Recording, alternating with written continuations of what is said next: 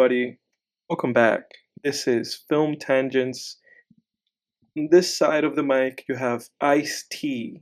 And on the other side of the mic, you have. You got Ice Cube over here, fresh off the War of the Worlds Yeah, dude, press I have to add this. For everybody who hasn't checked out our World of the Worlds commentary, watch the movie, put the movie on and then put the show on and just enjoy the movie with us, laughing throughout, and let's have fun with us. But I want to add like a bit of context to it now after the fact, because that movie, when we made that podcast, that commentary, you know, there was like hot in the presses that the movie had just come out. It's like the week after the movie came out. I think we did the commentary. Famously, it has like a 4% Rotten Tomatoes. Everybody hates it, and a lot of people hate watching it right now. But it's got a 1.0 on Letterboxd. Oh my god! Something that I have to add is that we contributed to that. Obviously, both Jake and I both gave it a half a star. But something that I have to add is that Ice Cube did an interview over the past weekend in which he said that they actually shot all of his footage for the movie back in 2020, I think it was, or like 2021. This is a movie that basically it was a lockdown movie for Ice Cube. Basically, he said that he never saw the director. Basically, he just talked to him like over the computer. I guess that's how he received the direction. This was basically a movie that was just made during the lockdown days. Was probably supposed to come out during lockdown. It was probably just on the cutting room floor, shelved somewhere. And I guess Amazon, for whatever reason, tax purposes or whoever knows, they decided now was the time. And despite the fact that Ice Cube said that they basically shot this movie about 4 to 5 years ago, it feels like the fucking VFX were done a week before it came out. Yeah. It seems like it feels like the VFX were done 25 years ago, and then were planted in the movie all these decades later. Yeah, exactly. It's like they shot the movie in 2020, but they made the VFX for the movie in 2010. There were just some leftover, I would go 1995 on those VFX, man. This was a real like Richard Linklater movie, dude. Yeah. Like a real like this took 20 years. This was 20 years in the making, Like a real one of those. I have this passion project. I'm gonna create some visual effects right now. And then in 25 years, I'm going to implant them in a movie that I make, and it's gonna be like a time capsule. Now, those were 1995 VFX by my estimation. I'm being too generous saying 2010. You know what though? That information, the fact that this was made during the pandemic, that raises my respect for the movie a little bit, because it's like, they were trying to just do something with the current state of the world. So of the War of the Worlds, if I may be so bold. I appreciate Ice Cube for adding context. Him adding that context might save that director's career. Yeah. If it isn't already like unsalvageable, I don't know. But I just wanted to add that.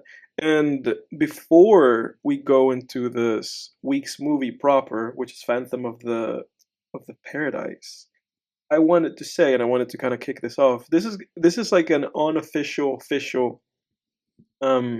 start of the Halloween spooky season for us. That's right. Spooky Tangents. Because this is kind of like a horror comedy drama movie that we watched. But before that, I watched, and I promised that I would do this 2 weeks ago. I watched Weapons. Oh shit, that's right. You did. Yeah, I said 2 weeks ago that I either would watch it by the next episode or the one after that. So I watched it because it's on video on demand. The movie, I think it's actually still in theaters, but it's also, you can watch it for $20 on wherever you get your movies, Apple or whatever. So I watched Weapons. What'd you think? And I wanted to talk to you about it. Yeah. Because I find the movie, and I watched this movie yesterday, so I've had like a 24-hour cycle to kind of, simmer on the movie and like kind of gather some of my thoughts about it. As previously stated, I did not like Zach Cregger's Barbarian Yeah. But I know, and I think we've said this before, that the best part of Barbarian was like the first half, and then the second half just kind of fell apart completely, and it just fell off. But the first half, like, was a really good combination of humor and suspense and mystery, you know, and it was just very engaging. And Justin Long made for a very compelling, like, outside of the main girl that we follow like the first like 15 minutes, Justin Long then made for a very compelling second main character, Mm. and he brought kind of the humor in it. So I knew coming into Weapons that if this was gonna be like, what is being said at this time to be like the best of Zach Cregger, essentially, I knew it would be a combination of that, that it would be again like mystery and suspense and comedy, Um and I didn't really go into this movie really, especially after knowing that it was gonna be kind of combining Magnolia a little bit with Prisoners, two movies that I love, and Magnolia that we watched literally like 2 weeks ago. I knew that it wasn't probably gonna be like really like a horror movie. I knew it wasn't really gonna horrify me or like terrify me or anything. I thought it was just gonna be more so like, okay, it's gonna be more kind of like a thriller, mystery thriller, and more so than like a horror movie proper. So I kind of went into it with those expectations. And I feel like I kind of got that. Like I Hmm. feel like I got the Paul Thomas Anderson element of it, where, like you said, you have an ensemble cast, and the movie, as you said in that episode when you broke the movie down, it really handles it differently than Magnolia, in the sense that it really just becomes chapters. Like, and it's not asynchronic, right? Because it's not it's not something like Pulp Fiction or whatever, where you're just kind of seeing things mismatched in random, points, where you don't know where these things tie. Hmm. But with this movie, you know that it's like, oh, this is happening like, maybe the day before or like hours before the event that we just left off. And we're gonna see this person's POV leading to that event, and that's gonna connect, and then we're gonna leave it again, and then so I kind of got the gist of the movie. Um, and and then it's very obvious the prisoners element, because it's like, there's all these children that have disappeared. So there's like a kidnapping mystery element to the film, and it's like, who did it? And you have this obsessive father in Josh Brolin, basically like Hugh Jackman in Prisoners. Yep. So, and I really appreciated that, and I thought Josh Brolin was great in this movie. I thought he was great. I have never seen Josh Brolin give a bad performance. I think I need to say that also. Yeah. Yeah. I'm with you on that. Like, I don't think I've ever seen a movie, even fucking like Deadpool 2. I've never seen a movie where he's like bad. He's great as Thanos. He was great in No Country for Old Men, obviously. Like, Yeah. Yeah. I've never seen him be bad on anything. I watched Sicario 2 like a couple months Yes, ago. And Sicario like, though. I haven't seen the second one. yeah, well, so Sicario is great. I rewatched Yeah, Sicario like a few months ago on a plane, and then I was like, one night I was like, let me check out Sicario 2 because it was on Netflix and I was about to leave, and it's not Sicario 2 is not good. It's here's yeah. the thing, like it's really well shot. Um, I would say even as far as cinematography goes, not direction because it's not Denis Villeneuve, but cinematography is even better than the first movie. I think like it Really? looks really Wow. crisp and Really? really fluid and That's like a really big. You saying that makes me want to do like a double feature with them, because that's a big statement. Because Roger Deakins shot the first one. yeah. You know. I know, man. I was really surprised by it. I think some people might push back on that and say like, oh no, Yeah. but the second one looked kind of like a Jeep Grand Cherokee commercial or something, which I could see Yeah. that, but there was just a lot of the shots and the composition and stuff just It left like looked a more really lasting cool. impression on you than the first one did. I guess so, yeah. Well, I mean, the cinematography, I guess that it just Okay. struck me as really well Yeah. done. I think they were going for something a little more a little different, a little more military, like war movie Okay. kind of look, Yeah. like a Hurt Locker kind of look, maybe. Mm. It was bad though, like, but Josh Brolin obviously is like great in it. That's Is my good. point. Yeah. Yeah. But it's weird in that movie. Like while I'm on the topic, it's really weird because at the end of Sicario, spoilers for Sicario. Yeah, spoilers for Like 5 Sicario. seconds or 10 seconds. Yeah, hit that L on your keyboard. What's his name? The not Josh Brolin, but the other Benicio del guy, Toro? Benicio del Toro. His character kills that cartel guy's whole family in front of him, including 2 children, and then kills the Yes. cartel guy. And that's a shocking, climactic scene. But then he's like the main character in this one, and Really? then they do like a Logan type thing where he's like transporting this little girl, and it's just like, dude, no. This guy killed a family. Yeah, this guy's you can't. irredeemable. You can't root for this guy. Yeah, you can't have this guy kill children at the end of the last movie and then And have then him be protecting it. Yeah. yeah, and then do wrong this guy. like Joel from The Last of Us thing in the second movie. Yeah. I couldn't get past it, and he doesn't even mention what he did though. So there's no even acknowledgement of what he did in the first movie. It's like they were trying to sweep it under the rug. And I was Under like, the rug. yeah, it was bad. Yeah. But anyway, continue on weapons. Yes, Josh Brolin did great, and I really liked him. I also really liked, I think the actress's name is Julia Gardner. She was also on Ozark, I think. Yeah. I liked her. I thought she did pretty good also. And I liked the police officer. I think his name is like Aaron Reich or something. He was young Han Solo in that Solo movie. Yeah. And it's funny because then you have Thanos and Han Solo, and you have like, I think Julia Gardner is like the Silver Surfer in the new Fantastic Four movie. So you have a lot of superhero. Oh, that's right. Yeah, she is.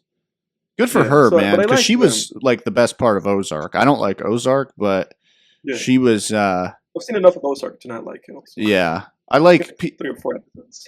Yeah, 4 hours. I like season 3 of Ozark. That was a good season. But overall, Ozark's pretty bad. And Ozark pisses me off too because I won't go down that rabbit hole. But she was great in Ozark. Like she was. Okay. Yeah, she's fantastic. Yeah, no, she was good here. And I actually really like I've heard, I've seen some stuff about this movie where people are like, oh, I didn't like the stuff with the teacher, and I actually really liked her scenes because they were like really suspenseful. Like you really fear for her because right off the bat, like she didn't do anything, Right. But there's this hysteria in the town because of what happened, and the only person that can have a finger pointed at them is her. You really feel for her, and you really sympathize with her, and you don't want things bad to happen to her. So I really dig that part of the story, because I feel like when they switch to Josh Brolin, he's like such like an aggressive character that nothing's really going to happen to this guy, so you kind of lose that sense of urgency with him. Mm-hmm. But still fun to follow him, and just kind of see him trying to kind of solve this thing, put it together. And going to other people's houses and harassing them. You have a ring camera. Let me see your ring camera. I really liked that, and I really liked that, and I like the stuff with Aaron Harch because you're just seeing this dude's life as just like an average police officer, but there's a little bit of corruption there because he does things that are bad. And that this guy's really flawed because he was formerly an alcoholic. So this guy's flawed and working through his issues. Mm-hmm. So it's like it kind of sucks when you see him mess up, and he messes up a lot. Yeah. He messes up in his relationship, and he messes up as a police officer. The scene where But I love that scene where he is apprehending the crackhead guy, and he's like, he pinches his finger. He's like, is there anything in your punches pockets him. that are gonna poke me, stick me, or stab me? And the guy's like, no. He's like, you sure? He asks him 3 or 4 different times. Yeah, the guy's like, no, and then he does prick his finger on a dirty needle, Damn. which I mean, anybody would. When he hit that guy, I totally felt that because that's the thing. you get pricked by a 100%. dirty needle. Oh my! I would lose my shit. 100%. And so you feel bad for him because you're like, man, that is such a human reaction. Like full power, just hook to the face, dude. He did the wide outward hook, just bam. Oh, but that's the thing, dude. Like after I watched that, and I was like, I feel like I would do the same thing. Like it's such a heated thing, So you sympathize with him. So the movie is not entirely painting him as just like this goof, Mm-hmm. But then it's like, well, he did wrong by trying to hide that footage. Like that's wrong, It's like, but you do have to live with your actions, So it's like, there is that element to him of just he's a cowardly guy, because he's like doing these things and he knows that they're wrong, and he's trying to fix them, but he's trying to fix them in the wrong way by just hiding them, Mm-hmm. So there, he's very fascinating, and it's interesting. Like he's a big homage to he is like a big homage to John C. Riley in Magnolia. He Yeah. looks identical to him with the mustache and the hair. It looks identical. Yeah, that's what I was And thinking he's of also a during goof. Magnolia. I was just like, "Oh shit, Yeah, it looks identical to this him. is that was another bit of influence that I saw." I was like, "Oh, this is Yeah, just some brown curly-haired police officer with a mustache yeah, running looks around identical. like a Yeah, and he's also kind uniform of a police goof. officer." Yeah, and that's the thing. He's a goof. Like John C. Riley's a goof in Magnolia. He's a goof in this movie, although he's a worse goof than John C. Riley. Yeah. Yeah. And then you have then you follow the like the junkie guy for a bit, and he's kind of a really funny character because he's the only guy who actually like solves the mystery. Where it's like, wait, I saw a bunch of kids because I was robbing this house. Um, then you follow the kid, and then you get the insight into the monster, right, into this witch, and then you kind of see how she's manipulating him, and you kind of see the witch magic, and he sees it firsthand, and then okay, that's how he's gonna do the thing. So all of that's beside the point. This movie made for a very enjoyable watching experience, Hmm. you know. But coming off of this movie, I couldn't shake this thought, which was that the movie is not as good as it comes across Mm. in the first watch. Like that was the impression that I got from this movie. Like, I thought to myself, like, I would like to rewatch this because I think it would be fun. It's always fun to rewatch like a mystery movie anyway. But I thought like it would be fun to rewatch this. But then the second thought that I had was like, in a rewatch, this is gonna go down out of whatever rating I give this movie. Like I just had Yeah. that thought, like this is not gonna hold up. Because Interesting. even I me feel the watching it, opposite with it. I feel like it's going to go up, man. well, this is the thing. Because even me watching it, there were issues with that movie that I don't know how you reconcile them. Like I had issues with that movie, and I was like, this is a clear plot hole, and I don't know if there's a way in my head that I can fix it. Narratively, I had a like I don't know if I couple of can fix those. it. Yeah. Because it's like there's a lot of stuff that happens in this movie, and I'm kind of blanking a little bit, but it's like when you're watching this movie, it's like, of course, this, um, like for instance, like it's weirdly convenient, and I get, and maybe the point the movie's trying to make, and again, this is like me trying to make points for the movie that I don't know if the movie's necessarily making, like that Josh Brolin solved this case, but it's like, why did Josh Brolin solve the case? That was He was my just some guy, that was my issue with and it. I and all that couldn't. Josh Brolin really did Yeah. was just go to take his footage and some in the another house. It wasn't like, and in my head I was like, oh, we're gonna see a montage of Josh Brolin going to everyone's house, but it was just his house and another person's house, and he was like, and the kids walked straight. If we make this assumption, and they must have crossed here, but I was like, that's a really like whole bridge you're asking me to cross. And trying Right. to say that Josh Brolin solved this case by going to someone else's house, and that other house was it, just those two houses. And you're trying to tell me that the police didn't do this, so it's like, is the point here that the police are incompetent? Because that was an issue, like, when you watch Prisoners, the police are not incompetent. No. That Jake Gyllenhaal is doing his absolute best to find those kids, so it's like what's the and it doesn't feel ever in this movie like the movie actually makes a point of saying that the police are incompetent. If you tell me that Josh Brolin solved the case, then it's like, well, how the police are incompetent if Josh Brolin solved the case? One, and it's like, so that was like an issue that I had. I also liked Wong, the school principal. I really liked him. So that was an issue that I had. Yeah, Another issue that I if had I is could that, jump in on that, like I had the same yeah, issue because I was like, that's step one for the detectives. I'm not a detective, yeah, but I just know by basic common sense that is yeah, step one that a detective would do is let's look at all of these doorbell cams, figure out yeah, which direction all these kids are going in, and figure out where they might intersect. Where's right, the common exactly. What is the what's common? the epicenter of where they're Exactly. traveling? Where's And the it just seems yeah, I it just seems like and such an they easy, kind like, of it helped me when they said that they showed that montage of Gladys or whatever her name was, the witch, yes. like Yeah. making the kids leave because the Yeah. police were going to search the house. So Yeah, that helped me out, I guess. that didn't help me.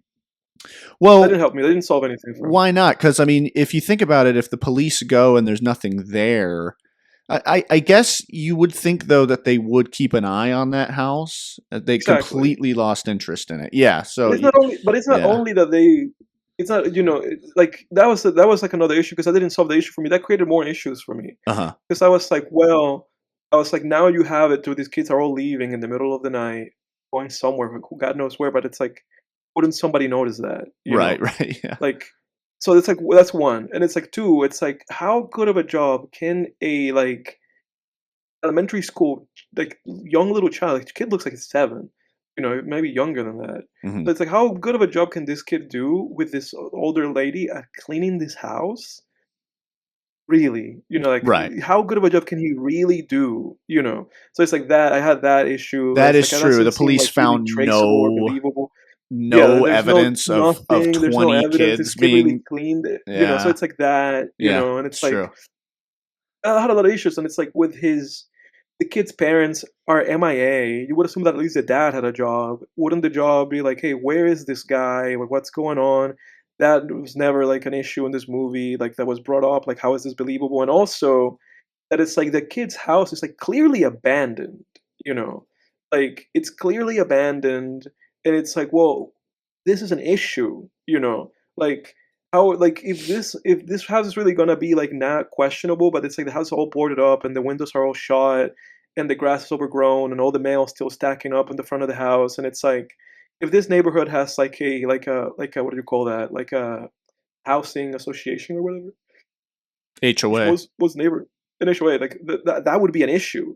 Somebody would be like, hey, these person's driving down the valley of our houses, like somebody needs to talk to them, let's call the police. Like it just feels like so much stuff in this movie just rides on you as an audience member at no point thinking about it, That you is know. very And I true. have to say, That's fair, and I have to dude. say that it's like this is my first watch of this movie, and I caught all of those.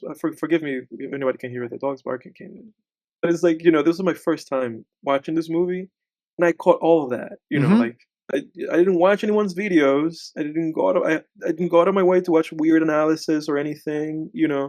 Like it was just me, as just an average person watching this movie, and I was like, that bothers me. Well, that bothers me. Well, that bothers me. That's not very good. What's going on here? What's going on? How did that happen? You know, and it's just like, It's and then there's crazy, stuff dude. that you just have I to was sitting in accept. the theater and I was thinking the same stuff. Like I was like, wait, I got Right. one bet. Let me do you one better, dude. This is what I was thinking in the theater once the once the principal asks the witch lady Yeah. to his if the kid's parents can come down, and then we later Yes. find out. I'm like, okay, what's up with the parents? Where do they think the parents are? Because then Yeah. it's revealed that she's keeping the parents there, and I'm like, is no one looking for the parents? That's what I said to I'm you. assuming they have jobs. Yeah, that's what I said. I was like, Oh, those are these guys, because I did you said that's say what I that? said. Yeah, Oh, because I I said didn't to hear you you say that. I'm like, sorry. because I said to you like, it would be safe to assume that at least the dad has a job, and that somebody would be like, where is that guy? Oh, okay, I get what you're saying now. Or that these people had like social lives and friends. Yeah. You know, like how is it that I'm supposed to really believe that the only person that's trying to do like a wellness check on this kid and that family is the teacher? Like am I Right. supposed to assume that they had no other family, that the dad doesn't have a mom and dad and some brothers and uncles or friends and buddies and coworkers? Like am I supposed to believe that these people were an island unto themselves and that nobody gives a shit? And am I also supposed to believe that the police and the investigators who are doing a case on these people would not do unannounced visits, Right. just to follow up? Am I supposed to believe all of it? I It's like I know, man. it's just too much, man. Like I was like, this movie's enjoyable and it's fun, and but it's like it's too much, man. It's too much. Like it's just asking you too much, and even in scenes that like when she took control over Wong, you know.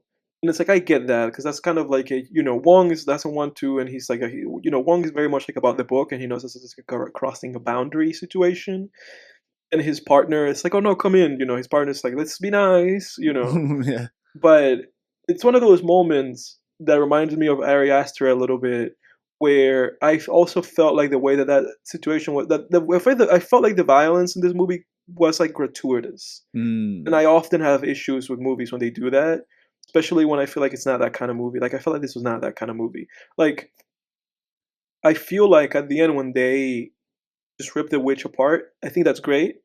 And I actually feel like that would have worked better in this movie if they had not done that with Wong, where you just show him continuously like making this other man's face into like a pulp of blood, you right. know. Yeah. And I was like, if you're gonna do gratuity, and you did it twice in this movie, you know, at least keep it to the end and like earn it and make it be like a big shock thing, and not just do it like. But again, none of these are just nitpicks about me from a storytelling and filmmaking perspective, right? So it's like I get whatever. what you're saying though, because this was like a spooky movie, and then all of a sudden they're Yeah, doing some Evil Dead shit with the gore, exactly. and Yeah, I feel the same way about it. It didn't bother me too much, but it was kind of like, huh.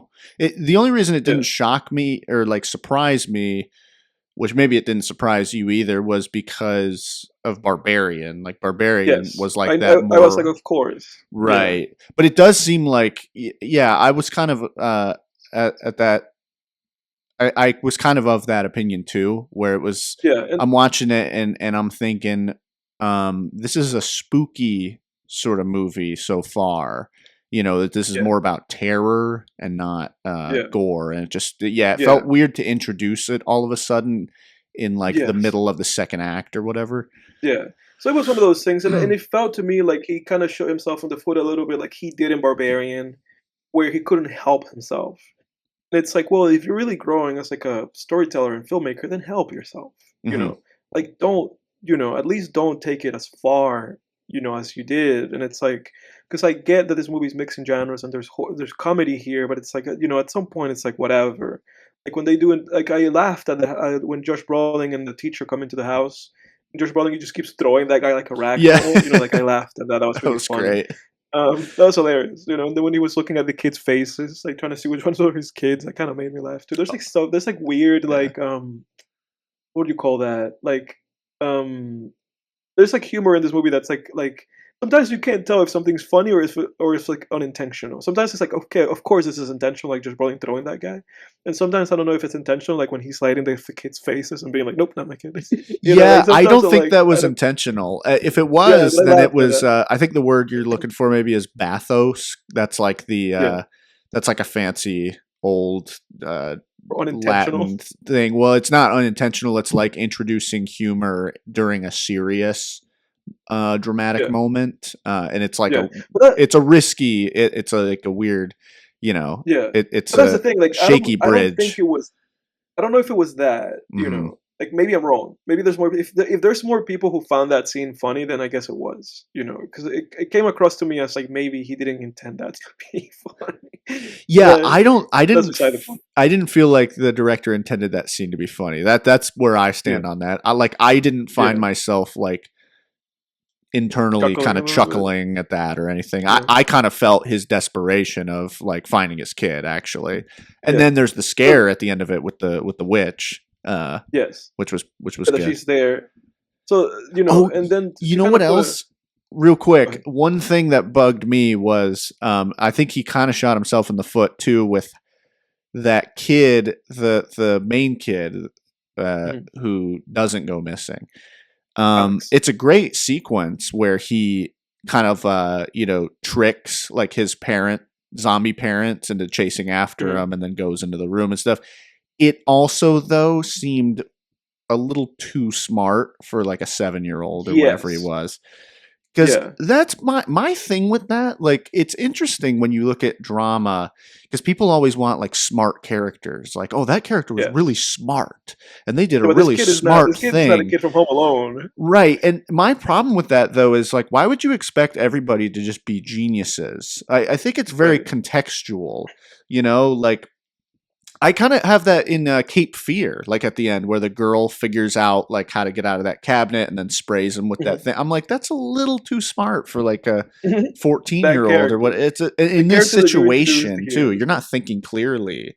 That's why I think like Clearly. Green Yeah. Room does a good job with like portraying how people would accurately, Yes, for act sure. in these Sure. situations. No, and I agree with you 100% because it's like and like you said, like that kid, the kid fixed the whole thing. Like he defeated the big monster, Hmm. and it felt like, in a way you understand because he saw her do it before, but in another sense, it's like this is just happening. Right. Like it's not like a pre-planned thing. Like he didn't coordinate this. This is all happenstance. It's just like acting in the moment. Like, oh my god, what's happening. But like you said, it's like, oh, but in the moment he like solved this whole thing Yeah. and like defeated it. Well, I guess it was premeditated, though. I mean, you could tell. I will say, in Zach Krager's defense, that kid Yeah, probably had a lot of time to. He had a lot of time to think about that. To he had a lot of time to think about it. Yeah, he was in that. I mean, how long was that going on? For months, right? Which yeah. that was dark. That was really dark. Like the kids portion of the story, his But why did he have to chapter. instigate? Why did he have to instigate his parents to attack him? He needed them away from that door, so they were blocking the door, Oh, and that's he right, because couldn't he get went past around. That's right. them. That's right. Yeah. So then they chased him down the hallway. He locked In them the beginning. out, That's and then he right. went That's through right. the That's right. crossover room. Yeah, Yeah, that's right. That's right. That's yeah, right. That's right. Okay, I got it. Yeah. and it Right. was Right. it was really good too. What a really a huge strength in this movie was how they slowly visually presented the magical rules of the Mhm. witch's different spells. Yeah. None of it was explained at all. It was No, I explained don't have to explain. visually. It wasn't explained verbally Yeah. or through dialogue, which is good. Yeah. There were Although I did have issues with Josh Brolin and the junkie guy, and with her seeing her in their dreams. yeah, that was weird. I had issues with that because I was like, "What's the explanation for that?" We don't have any explanation for that. Well, later, I think it was weird in the moment, but then once a supernatural element was introduced to the movie, which I mean, I don't know, it's kind of obvious throughout, but I wasn't really sure, but it's obvious there's some kind of supernatural element, I guess, going Yeah, on. But I and I think and that's one once of it those was things. That's introduced that this is a witch, I was like, yeah, that I guess that makes but sense if she's in the yeah, that's one of area. those Her instances where they black just buy magic is into probably a something. cloud over the neighborhood and people Yeah, are having some weird kind of, yeah, bad yeah. Like mojo that's like I dreams. accepted it as that. Like Right. you, I was just like, I accept this as just like an element of the supernatural. Yeah. But still, whatever. But it's like, I had issues with the fact that the narration says that the kids walked out of the house, the kids ran out of the house. What? They all ran. None of those kids walked out of there. They all like sprinted Like out. Naruto But the little ran. girl goes like, and they all walked, and they never came back. And I was like, well, they ran out of the house. So that bothered me that she said they walked because they ran. Oh yeah, that's a Um, movie tanker right there. That just tanked the whole thing for you, and the didn't it? tank the movie immediately at the beginning. I was like, oh, you lost it. Um, And it's funny because also on the log line on Letterbox it says like it says that text from her and it's like, well, they ran out of the houses. But again, that's beside the point. I think my last nitpick that I can even remember anyway for this movie is that I felt like certain scenes were indulgent. And I kind of covered that a little bit when I said the stuff with Wong and his house thing when the lady comes when she visits him. But also with I just felt like there were scenes that dragged. Like when we were being shown how the kid was feeding his parents and that he was going out to buy soup and stuff like that, I felt like that stuff was too long. Like he should have Mm, cut like 30 seconds out of that. Like I was like, you're going on for too long, showing me him feeding his parents and buying soup and opening cans and then feeding all the new kids. Like I assumed he was feeding the kids. I don't have to see him doing that. Like I felt like there was too much. I feel like in some instances he was like doing too much over explaining and montaging to hmm. show what was happening, and the montages were going for way too long. And then also, and that's something that stacks in this movie because sometimes you see the same scene again, like when Wong attacks her at the gas station. You see that scene like three different times from George Brolin's perspective, from her perspective, and then you see Wong running across town all the way there. So you see that Right. scene three different times, and it's like there's like a point in this. There's like an issue with this movie that I have with just repetition, and then him doing too much within certain scenes. Because also when the witch is running and the kids are running after her, I feel like that went on for way too long. Oh, Like really?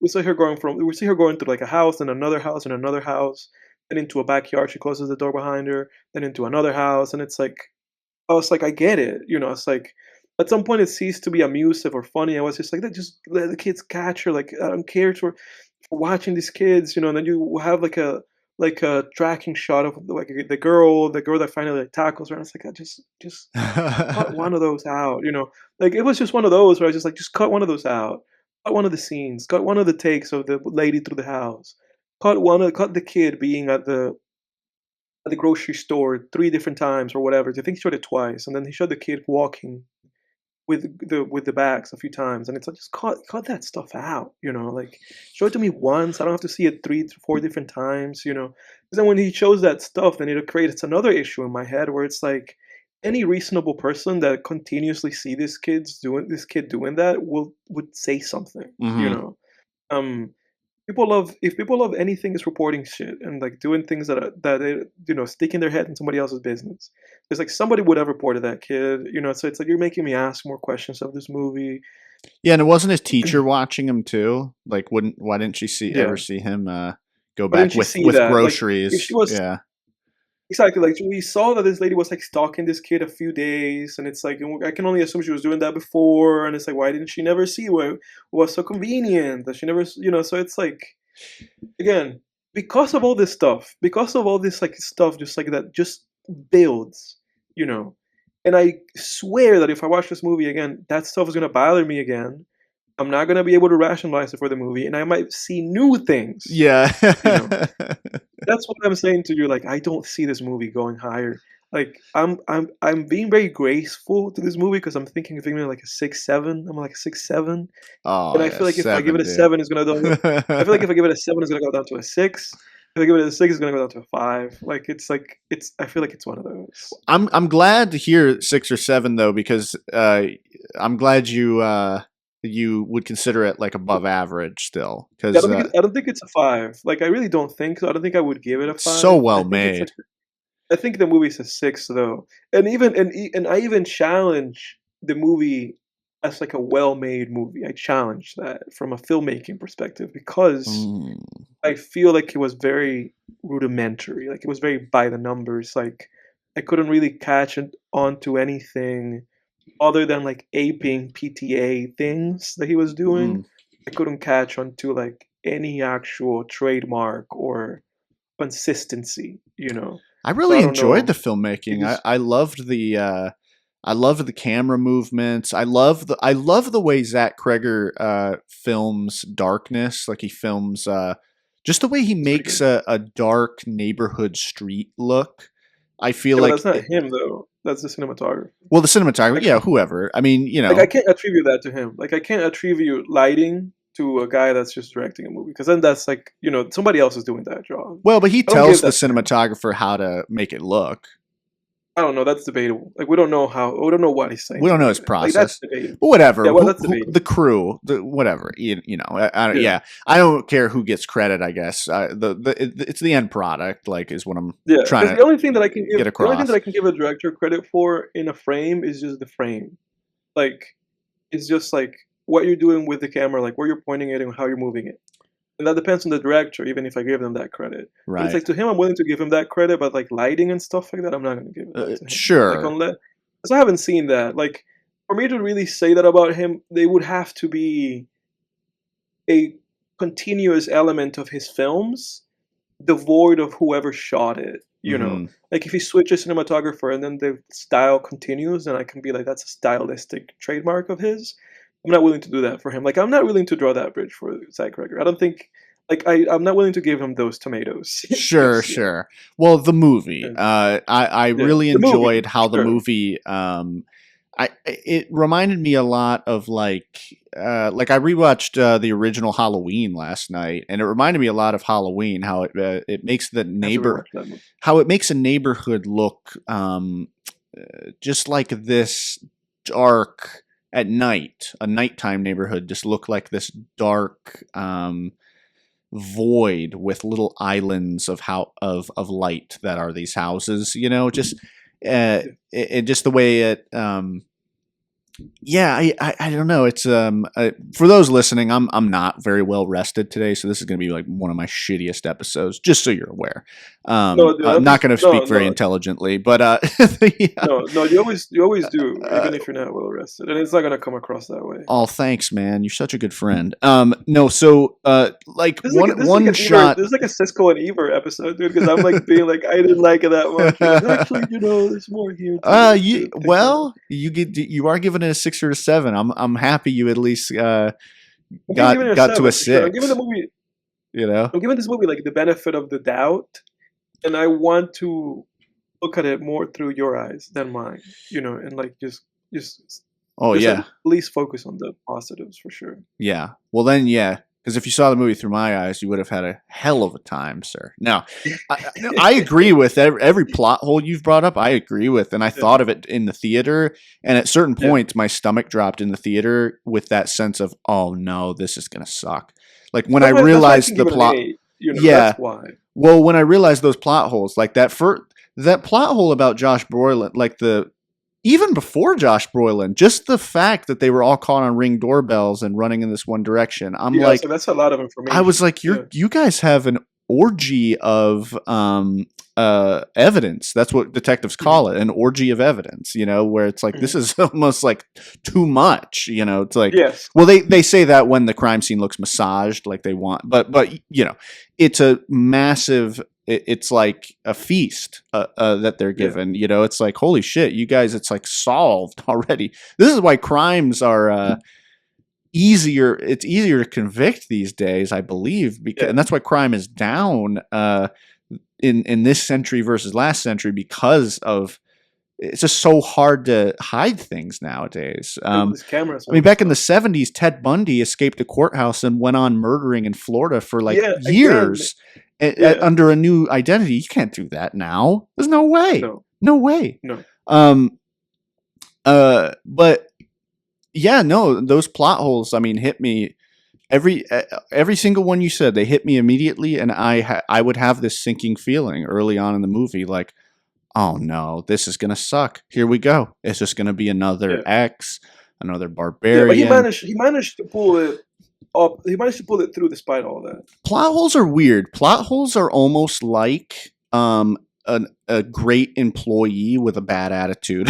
Like, let me explain this analogy. That's the analogy I would use. Like, if you're a boss and you have like a stellar employee, You have to and put you're up like with them. their work is Yeah. like amazing, but they're just such an asshole and they cut corners sometimes and they Yeah, but break you have to rules. look over that. You You're have to look like past you that. just Yeah. and it's like with plot holes. Like, dude, if I didn't like a movie, people have heard this podcast before. Yeah.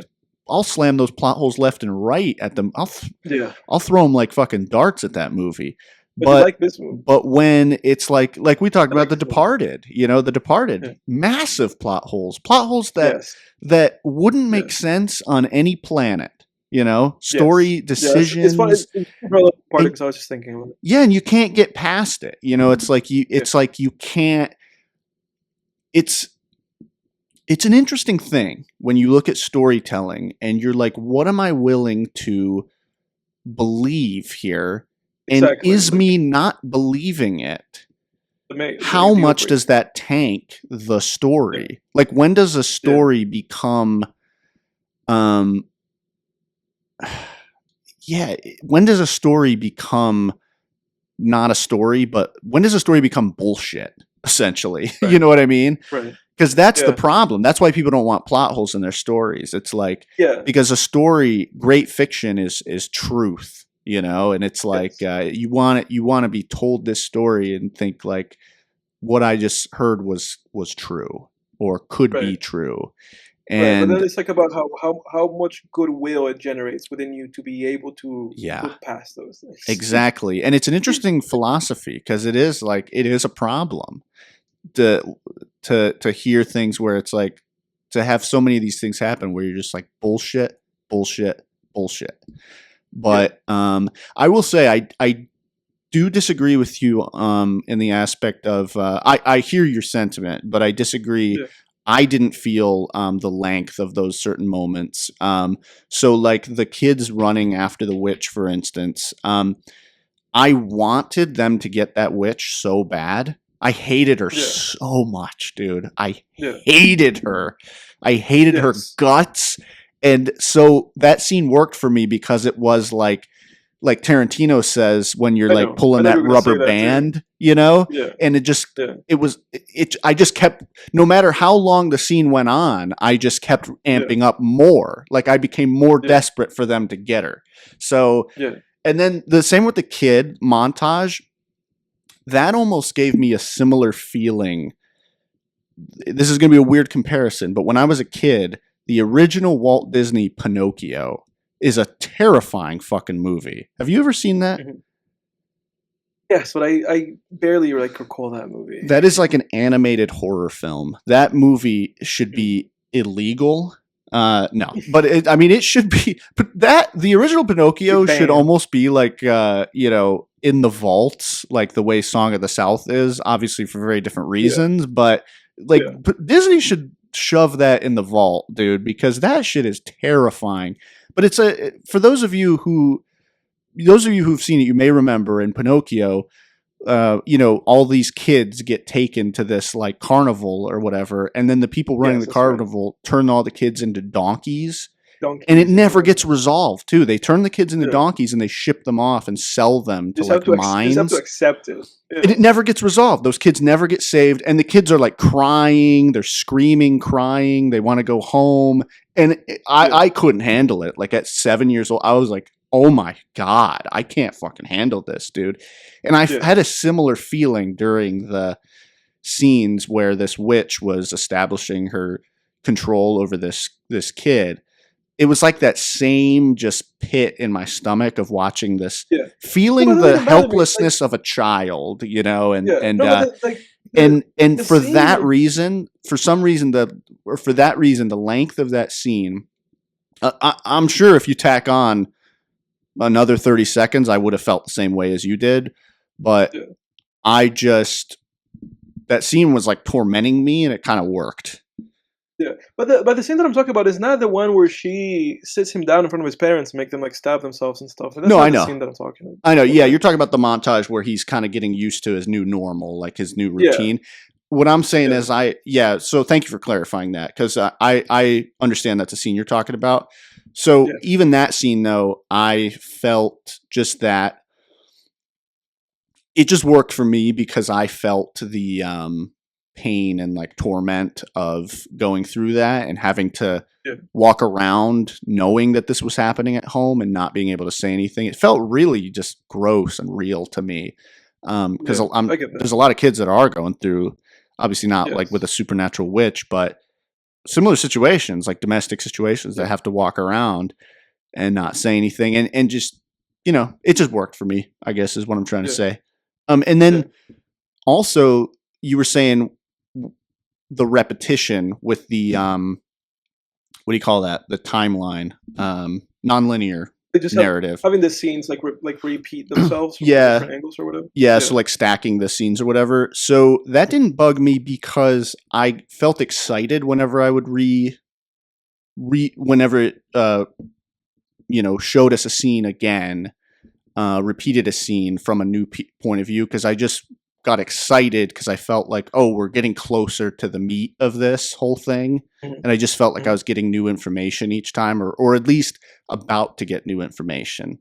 Mhm. So that's the reason those didn't bother me. But Okay. I totally understand. I understand the Yeah. sentiment. I do. Yeah. And I agree with you on the plot holes. I'm not going to say like, Debate those I balls. I have no response. I mean, Yeah. I would be interested to hear what Zach Kreger would say. Well, Here's the thing. That's really. Go ahead.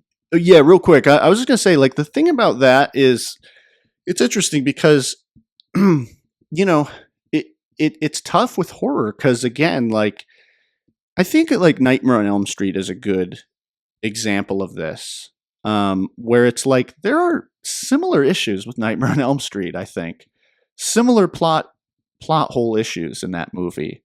Not with like the magical elements of that movie, similar to Weapons, are pretty flawless. Like the rules are established really well. They're simple and easy to follow. But it is like there's just weird things, like the weird ways police behave, the police activity in horror movies is always strange.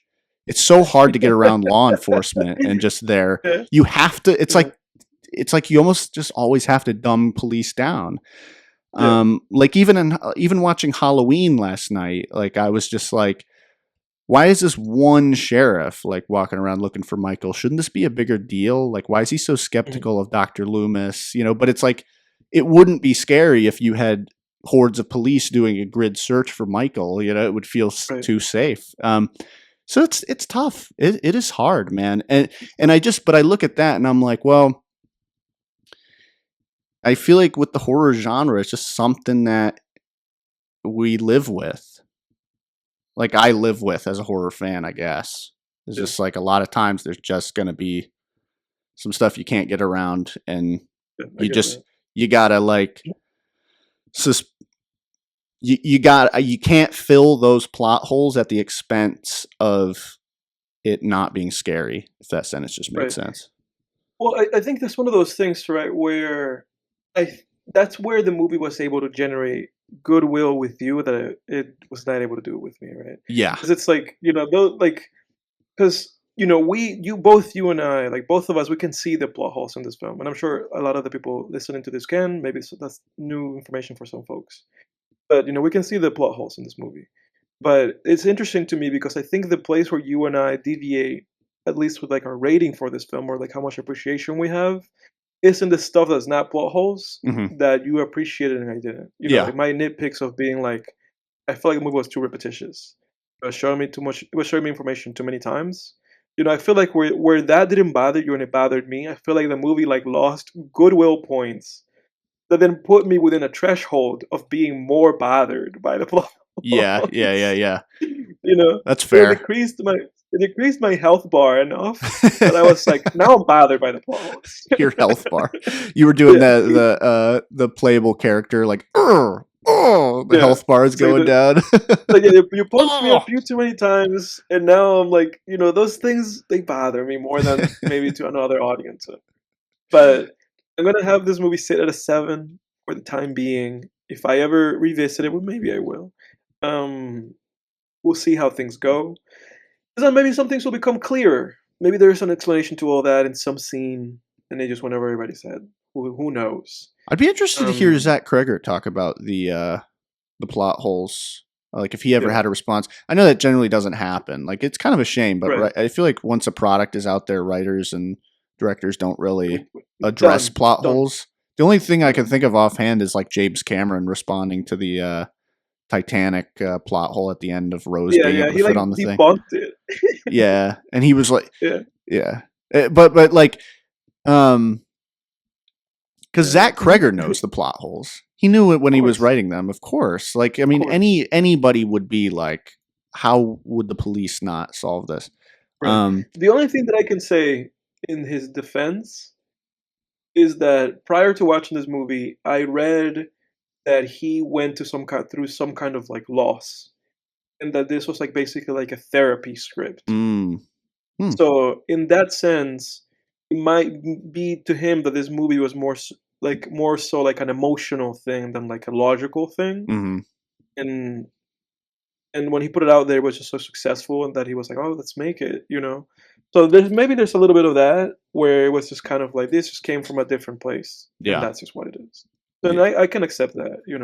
Um, yeah, for but sure. that's really, my final point about this before moving to the Phantom of the Opera is that this felt like a very Jordan Peele movie.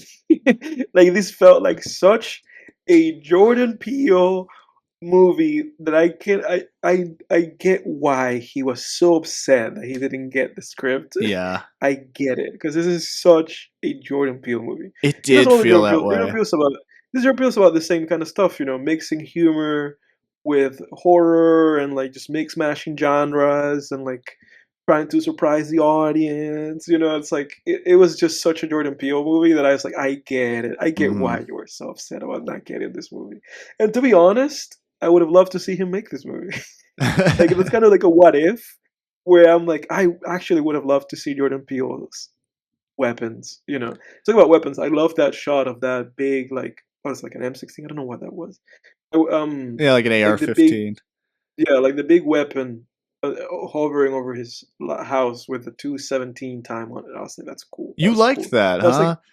yeah, that was like to me that was like the most like that's cool part of the I movie. found that weird, but Yeah, that's interesting that you liked that. I wouldn't think I liked it. I didn't think you'd like that. I I liked was that going to movie. mention it before, but we got on another Sidetrack. tangent. But No tangent. I will say, yeah. Well, let me give mine then. One of my favorite shots of the movie is when the main character teacher lady, she falls asleep in her car, and then we're just hanging on the front door of the house, and Oh, the he comes out. Oh, that was creepy. and That was a creepy one. the zombie walks out of the house with the scissors. That just The reminded me scissors. of like Michael Jackson's Thriller, you Yeah. know, Oh no, that which was really good. yeah, I was gonna mention too. I really liked the because I would consider Weapons a zombie movie. Like, and Yeah, for it sure. kind of brings back the more like voodoo zombie, you know? Yeah, 100%. Because it is that, isn't it? It is Yeah. 100% that. But no, you're right. Like that was a very unsettling. Like on the edge of my seat. Like Oh, like that was very unsettling. It's interesting to me that you know Josh Brolin's son is like the Alex's bully. oh yeah. That's really interesting to me. And we also know that he never told his son that he loved him. And it's like, dude, you made your son into like a bully. Um, which I think that in itself is part of the theme of the movie anyway. But whatever. Yeah. Well, how would you You know how describe we the theme of the movie? Because I would say I'm probably on a similar, based on what you're saying right now. I'm probably on a similar wavelength where it's like older generation. It's like the yes. it's a what do you call it? Man, I'm not well rested today. Critique of how the older Like generational generations trauma. interact with the younger generations, Yeah. and weaponize them, if you will, Weaponized. because they do. Yeah, and that's a Politicians word that weaponize young people. yes. And that's a Corporations word that Josh weaponize young Brolin people. Yeah. that's a word that Josh Brolin used in the Hmm. movie where he was like, he literally said like this is kind of like a paraphrasing, but he said something along the lines of like in reference to like Wong, he was like it's like he was weaponized, Hmm. like a homing missile, he was weaponized, and I was like, oh, fascinating. So he kind of, that scene kind of telegraphs it a little bit, but that's kind of what it was. It's like really like how you make other, being like a puppet master, and like, and how these things happen to people in an everyday life, and even how someone's emotions, because in George Brolin's case, his emotions weaponized him, right, Hmm. into attacking that teacher, the woman. So it's like, so that's very fascinating. I think that's a fascinating theme of this movie, that also like got a lot of goodwill out of me. Not enough to not be bothered by the plot hole, but enough to give it a 7. Yeah, for sure. um, Yeah, and I but do love that trope, just that zombie master trope, like that you see in mhm, old voodoo horror yeah, movies. Yeah, it's always creepy to me because the like Romero zombies are cool, but there's something about there being like a more supernatural origin to zombies where there's like a witch mhm. controlling them. It's just creepier, Yeah, that's man. really I mean, cool. Yeah, yeah, yeah, and this movie really did like it reminded me a lot of Michael Jackson's Thriller video, just with the mhm. zombies like coming after people in like a domestic setting in a neighborhood. I love Michael Jackson's Thriller video, man. That shit scared me when I was a kid, and I yeah, just yeah, supernatural zombies. You don't see it much. So you don't see it much, and that was fascinating. And that's like a hidden element of this movie. You don't see it coming until it's there. Um, but yeah, fun. 7 out of 10 for me for weapons. What did you give that movie anyway? I would give it an 8. So Yeah, not far off from you, but I would don't worry. suspect it would increase for me because man, like in the weeks after watching that, I just kept thinking about that movie. Like, man, it was so. Just felt like it was so well done. Um, Yeah, but we still got to talk. Speaking of zombies, we still got at some point talk about 28 years later. Um, yeah. Let's do it now. you want Nah, to? let's do it now. Yeah, let's talk about 28 years later. Yeah. Um, I guess we haven't gotten into that. For anybody who doesn't know, it's interesting because I think that they just announced or even released like the trailer for the follow up. Like Bone Temple, I think is the name of the movie. Like the Oh The god. continuation, like it picks off like right where we left off similarly. Part two of that movie. Watched. This is actually like the last movie I think I watched before I just didn't watch any movies over the summer. We watched 28 Years Later by Danny Boyle, the third movie, I guess, in the sequence of 28 Days Later and 28 Weeks Later, 28 Years Later. Um, Yeah, we went to theater, yeah, saw it in theaters. in That theaters. was like Yeah. day after opening day. I think we went to see it, right? Yeah, that's like right. Like, it was like right away that we saw that movie. Hmm. In any case, what do you have to say about that movie? I don't think I have much to say. I was disappointed. I think I gave the movie like a four. Yeah, But what do you have to say about it? yeah. I think I gave it a 4 too. Maybe Mm. yeah, probably a 4. Yeah, I was disappointed too. I thought that was going to be really good. Like when I saw the trailer, I was like, man, that looks good. Um, Yeah. and What then is the everybody else? first 25-30 minutes were great too. That opening scene with the Teletubbies Yes. on TV, and then the zombies are coming into the house. That was so fucking scary. Which like zombie movies, like viral virus zombie movies. Like I was just talking about, kind of that distinction between the more rare sort of voodoo zombie movies and the virus zombie movies. The your run of the mill virus zombie movie isn't really generally that scary. Night of the Living Dead I would consider pretty scary. Um, and then Dawn of the Dead's intense. And Mhm. Day of the Dead has some creepy moments, but again, Day of the Dead's more intense scary, not creepy scary. Night of the Living Dead I've always found very creepy scary. How they're just out in the country in that Yeah. farmhouse, and you got these people, just kind of pacing around the outside. I've always found Night of the Living Dead creepy. But yeah, just generally don't go into a zombie movie like to be scared. It's more of an intense experience. Yeah.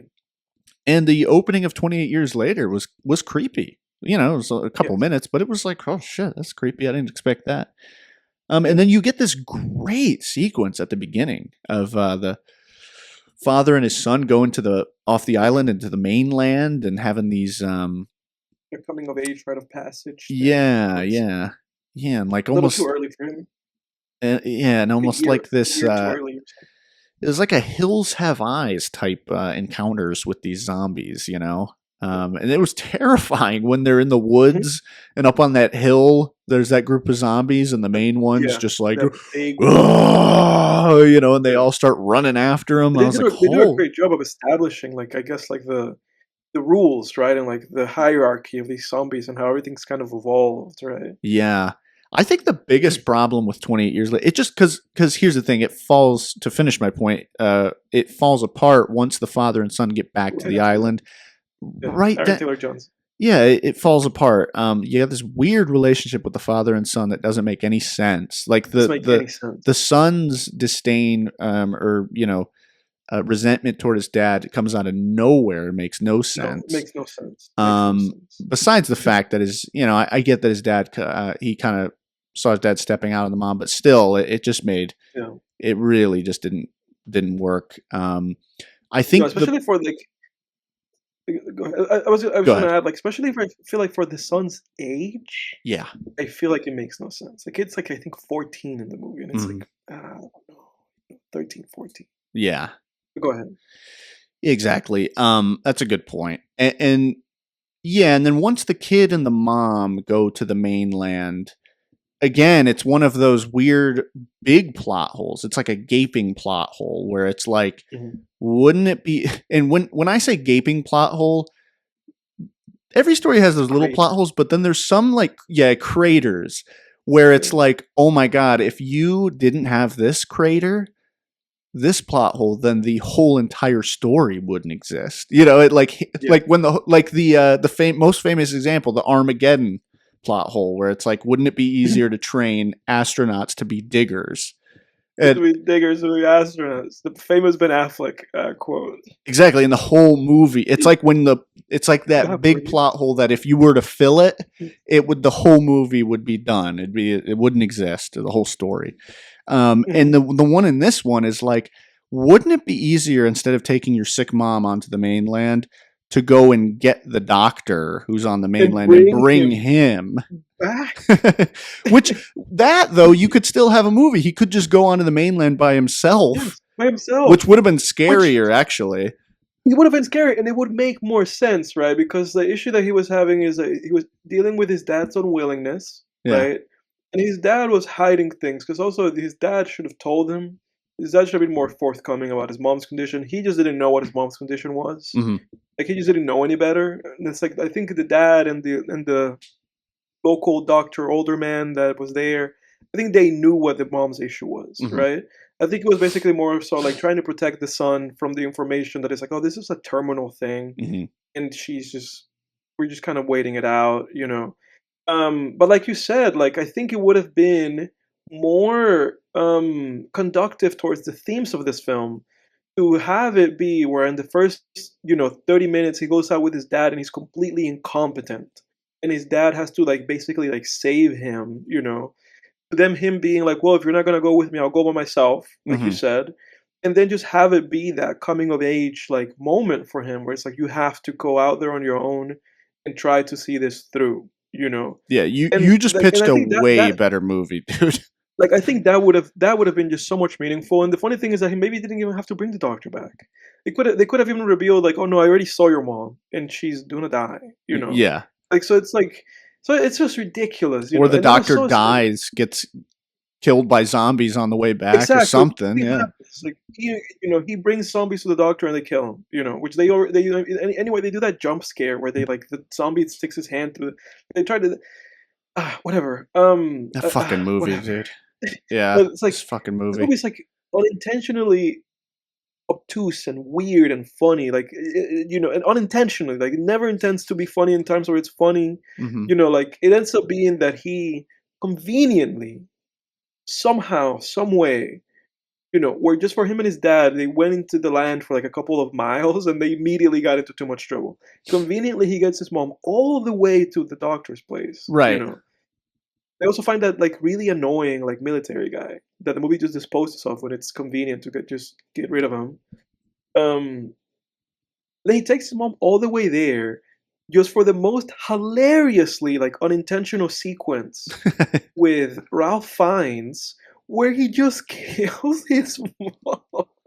Yeah, and then he puts the Like he, skull. It was so yeah, like morbid he too. It was like, ugh. sedates him, like they put him to sleep, and Ralph Fiennes like incinerates his mom, and then basically goes like, "Put your mom's skull wherever you want," But you just put it at the top, and it's so stupid. Yeah, I know. And It's the like this score was like all like trying to profound and imply meaning into that oh, scene. And it's like this stuff's meaningless and stupid. Like it was so stupid, it was out of Like we're there touch, with that scene. It was like, you think we're this there is? with someone else. It's not sweet to take your mother's skull and put it on top of a Yeah, mountain of it's so skulls. stupid. It's grotesque and sick and Yeah, weird.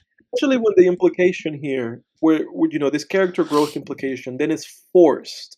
Because it's like you're asking this character who was doing all of this for the sake of saving this person, Then the movie also tells us that this lady has like 6 more months. That Ralph finds is like, no, now is the time.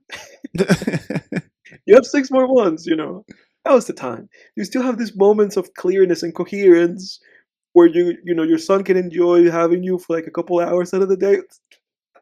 Now's the time. Now's the time. Let's just forget about all that. So it's like it's insane. To be fair, I But think the mom just didn't want to go through the suffering of sure, cancer yeah. tearing her No, I know, apart. But no, you're right. I take your point, that though. is yes. But then like to then go from being like this was the whole purpose of this movie. This was this kid's sole motivation. To then being like, well, I killed your mom, now accept it. And then he like accepts it, like immediately accepts it. It's like, come on. Like we were there with somebody else. I won't name them unless you do. But the person that was there with us, he kind of like tapped me on the shoulder, like in my elbow, and he was like, I think this movie forgot like the whole plot. It forgot the whole it forgot its Yeah, whole plot, its whole mission. yeah, And I was like, 100%, yeah. like 100%. Well, that leads me into one of my biggest issues with So the movie, stupid, man. which are many faceted, which is it plants so many things that never pay off. That Never is pay off. that is one, besides the main thing, main stupid hole in logic of the kid, kind of what you said, that what you pitched I really love, which is the kid being shown as even more incompetent with his father, and then all of a sudden braving the jungle by himself, and you have a coming of age thing. You pitched an awesome movie right there, dude. So But Danny Boyle didn't like that. right, yeah, Danny Boyle's going to dislike this podcast, this video. But no, but besides that, that's like the big thing. But then you have all these little plants and non payoffs. It's like, and it's honestly to the point that they were like Chekhov's guns that were Yeah. violated. Which, for those Yes. listening, Chekhov's gun is the rule that in its storytelling, if you show a loaded gun in Act 1, that gun better go off in Act 3. And it basically means if you show something and you make it apparent that it's important to the audience, you gotta bring it back later, because otherwise people get pissed off because they get in their minds like, "Ooh, what's that?" And then it never comes back. So in this movie, first of all, you have this like alpha zombie that they don't explore at all. He gets like one scene, and it's like, I was like, that's kind of interesting, because again, zombies at this point, they're trite, right? And it's cool to bring some. I'm all open to bringing some freshness to the zombie mythology. With the implication of this movie kind of being that there's like almost like humans are being phased out, right? It's like this life is like flourishing, right? Like this weird life after life. These zombies are living. It's like flourishing. They're actually having even children, right? Yeah, exactly. Like this virus created a new, sort of organism. Exactly. So the alpha zombie, I didn't feel fulfilled with that. I was kind of excited about that. I was like, this is interesting. And then that got that didn't go anywhere.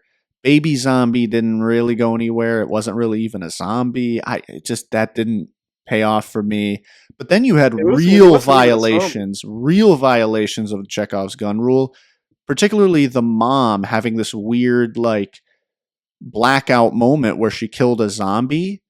And I'm like, okay, so what is it? Like, is she some kind of, is her really illness? That really irked me. How could you show that? It's like a scene they forgot to delete. How could you show that and not pay it off? Because I'm like, okay, so her illness is actually some sort of, what is it? Like this tumor is mutating her into some sort of zombie killer. What's going on here? I was interested. What's going on? Nothing. They go like, no, forget about it. Yeah. Nothing. It basically comes down to basically being like, actually, the only way that you can rationalize this is that this was just an ass pull to just create tension and then to save the son. That's it. Right. It's just an ass pull. It's just like the mom saves the son. It didn't turn out into being anything meaningful. Yeah, it was terrible. Like this was a terrible movie. Like it pains me to say this because I actually like really really like Danny Boyle as a filmmaker, and I love the original. This is a terrible movie, man. Yeah, and it's like, but Danny Boyle has made so many good movies because he made that original movie. He made Sunshine. He made the Jobs movie, and it's like, do them make this stuff like that? Oh, come on, bro. Yeah. Like this is terrible. This was terrible, and I mean, and then that ending was a middle finger too, dude. Yeah, it really was. It really was. And I'm going to see the new one. Next year the new one's coming out, like the sequel to this. I'm going to see it. Danny Boyle is still there. So it's like, I guess we'll see what they do in the second part of this story. But it's like, that was pretty bad, man. This is so bad, man. Yeah, that ending was just a middle finger. I felt like Danny Boyle was just shoving his middle finger in my face and during that ending. I had a voice crack there. It sounded like I was going to cry. I just felt like the director. Imagine getting that upset about movies. Imagine. Yeah. No, but yeah, it just felt like, because I already was worn out, or I was just like, ugh, this fucking movie. And then that ending where these people dressed up in Teletubby colors which ironically, that's the only plant and payoff that we actually get. It's the only one. Yeah, it's like, oh, I guess that's what happened. Because I thought the kid in the beginning was supposed to be the dad. Like I was Yes, like, I why thought so else would they too. show us this? Yeah, Um, it's like, oh no, it's just a random guy that now has like a group of zombie killing Teletubbies with him. yeah. Well, and also they leave the dad character behind, so it's like They that. do. That was when I realized Aaron Taylor Johnson's character was done. I was like, what the fuck, man? And And and and it- I and the, am team the dad did nothing wrong. I am team dad. we get. I'm team dad, dude. Well, I mean, and the whole like infidelity thing went nowhere too. I thought that was going to be No, I went nowhere. something kind of exciting, but that didn't go And anywhere. And that thing was just so goofy because then in retrospect you understand that that was just supposed to be a device right, for the character and for the audience to like hate on him. yeah, And it's like, well, it didn't work with me. didn't work on me. I didn't hate on him. He's I pretty didn't hate on him for cool. that. Yeah, I didn't hate on him for that at all. right. I mean, You he's know? doing something wrong, but I Yes, liked his he's doing something character at wrong. that point. I was like, Yeah, I'm, but he's a flawed but that's the character, thing, right? Like but he he's was doing super something wrong, but competent. He was yeah, but it's smart. like He you was guys already tough. sold us on him. Yeah, you guys already sold us on this guy. He's a good dad. We saw him making breakfast. We saw him like really care and love his son and like like be a really competent, tough, smart guy. Like you already sold us on the guy. You can't unsell us. The only way to basically try to actually make us hate this guy, the only way would have been to not do any of those things. Right. To basically show him to be just like a weird drunk, abusive dad, that's also incompetent. But it's Yeah. like you guys showed us none of those things. They checked perfectly all three boxes: empathy, sympathy, and envy. It was like Yes. it was like empathy. This guy has A a tough son. I situation. understand why Yeah. he wants to bring his son to the mainland. I understand all of his actions perfectly. Sympathy. His wife's Yeah. sick.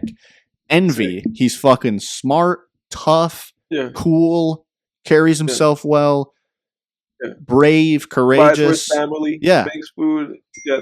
There's nothing unlikable about this guy. He would have been Nothing a unlikable about great it. main character, dude. Yes. Danny Boyle, what the fuck? What the fuck? Dude?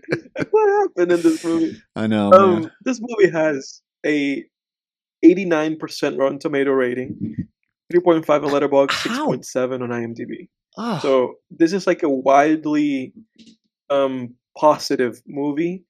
Weapons has a 7.6 IMDb, 94 Rotten Tomato, 3.7 Letterboxd. So I would say those are to this moment the two biggest horror films of the year. Mhm. Both of them rated pretty highly. One of them deserves it more than the other, obviously. And then I don't know how people really think positively about 28 years later. I don't know how I'm I at don't a know how loss. what mental gymnastics they're doing to have a positive opinion of that movie. I have no idea. It's like, yeah, I'm at a loss. I can't think of. I'm trying to think. I guess you could see it as like the kind of movie that people watch and they're like, well, that was. They take the non-paying off, the stuff that doesn't pay off, and they're like, oh, well, that was, subverting my expectations, and this movie is artsy and It's weird like, I and don't know. cool. I don't agree with that. I think we all went through Game of Thrones, guys. We all know what subverting expectations is. Last Jedi. In a bad way. Yeah. Yeah, Last Jedi, Ryan Johnson. Like, it's happened too many times in popular culture for us to try to be forgiving Danny Boyle and like making excuses for him. Right.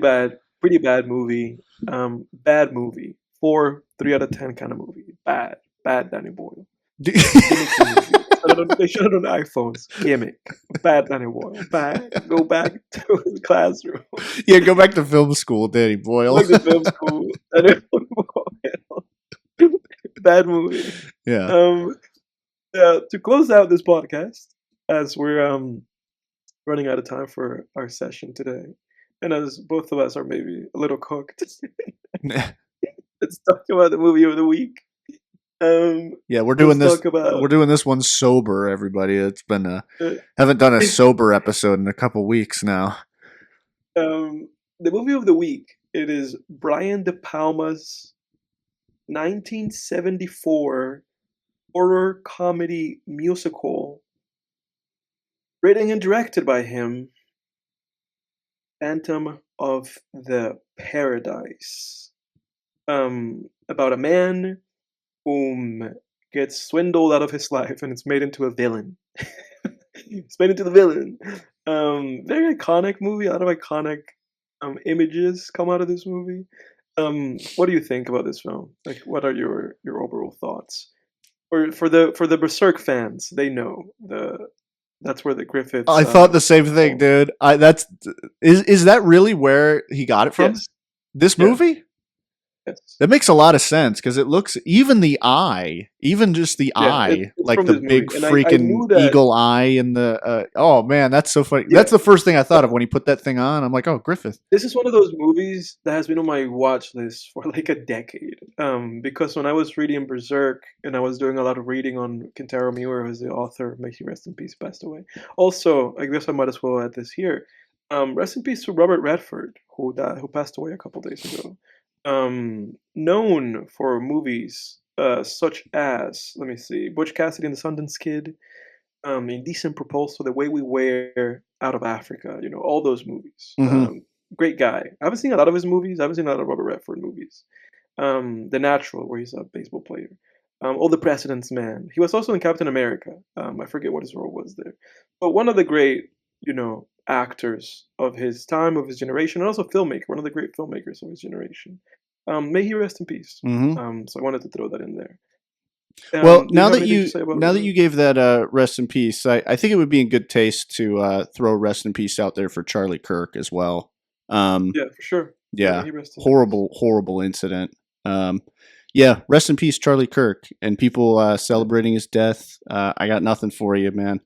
No, that's Regardless wrong. of what you think politically, I'm a Yeah, moderately liberal guy, and I don't want to see anything like that happen to anybody. That was fucking awful. But yeah, no, that's awful. yeah, we don't And usually really like to nobody should get be celebrating that. No, we don't yeah get political here. yeah we don't It's like all to get focused. political on this show, but I figured since we did that rest in peace, I want to be in good taste and give a rest in peace. I don't want to Yeah, ignore somebody just because oh my god, he had a slightly different political views than me. Rest in peace, Charlie Kirk. What a horrible incident. And yes, yeah, I feel so terrible for his wife and kids. yeah, Yeah, the guy was just trying to have conversations with people too, man. There was nothing wrong with yeah. that. But Yeah, that's really kind of like the sad part about it, right? But again, may him and Robert Redford rest in peace. yep, Those were the significant losses that we had over the past week. yeah. Um, Oh, well, as a Charlotte local, I also got to throw out Iryna Zarutska as well, the poor girl on the train. that's right. I know That's right. these are going to keep, these deaths keep stacking up, but that was the other notable one. I feel as a Charlotte local, I Yeah, got to throw that one out too. yeah, What can you say that hasn't already been said? Just fucking awful, and I think that's something that we can all agree with. And I would like to, stuff like that to just bring people together, man. Just forget about yes, politics for a second and just mourn a death. Like holy shit, man. yeah, I feel yeah, I feel yeah, awful about that, man. She's 23 years old and yeah. starting her life out. Fled a war For zone Ukraine. to Yeah, uh come here just to get killed. It's fucking oh god, yeah. terrible. But So may those folks rest in peace. yep, But with all of that, Anthem of the Paradigm. yeah, Um, what do you think about it? yeah. How did you feel about this movie? Yep. Yeah, let's get into the movie, everybody. Thanks for indulging us on that. Yeah, Phantom of Paradise. This is one of the weirdest movies I've ever seen. This is an odd movie, dude. I mean, I kind of Yeah. knew it just from seeing like the covers. I was like, this looks weird. Yeah. Oh yeah, but that's right. Yeah, this inspired Kentaro Miura. He lifted that. This was lifted. He quoted this movie as an inspiration. But that's the thing that I was going to say before. Oh, yeah. But go ahead. That's interesting because I had the thought, but you know what? I Yeah. didn't even. I'm glad you said that because when I saw what's his name, Winslow It's low. Yeah. as Bird guy for the first time, Mhm. Bird person, Mhm. I was like, Third person. that looks like Griffith, and I was like, I wonder if this was an inspiration, and then I immediately was just like, no, he didn't see this movie. No one's seen he seen didn't. this movie. I was like, there's no way. That's Yeah, awesome, man. Yeah, and then yeah. obviously like Hellraiser was huge for him with the God Mhm. Hand and everything. He was just a horror fan. Yeah, Me, you were a horror fan through the 70s, 80s, like and then the Berserk he started late 80s, early 90s, so that he just kind of carried all that into that. yeah. That was cool. Like Awesome. he's kind of like me in terms of like the dark fantasy novel that I've been working on for almost 2 years now. Mhm. um, it's like I'm a horror writer masquerading as a fantasy author. I would say like Berserk was a Yeah. huge influence on. Bring you. Yeah, Berserk was a massive influence on this novel that I'm working on because it Mhm. was like, how do I just do horror in a fantasy setting, basically. Setting. Yeah, Um, for sure. but anyway, Phantom of the Paradise. Yeah, this was like one of the weirdest movies I've ever seen. It's just so Yeah. random. It is Um, so random. It is so random. it's just so random. Oh I my liked god. it definitely wore its themes on its sleeve. It's definitely a movie It about, did. Yeah. just how show business chews you up, spits you Yeah. out, takes your Fame. Yeah. creations, appropriates them, steals them from you, and just thanks. We're gonna take it from here and make money off of it, Yeah. and good luck Yeah. in your future endeavors. Mhm. I'm sure a lot of more professional artists than not could probably relate to this movie. And what I found interesting was it doesn't happen once, but twice. He gets burned twice It by does. that guy. That Yeah. surprised me because when he became Bird Person, when he became Griffith, uh, I was like, oh, here we go. Like, this is like, he's let the revenge begin. But he gets sucked in again, where he's like, Mhm. oh, well, maybe this time I'll get my shot, and he gets fucked over again. Even It worse does. because now he's in this Yeah. weird Faustian pact.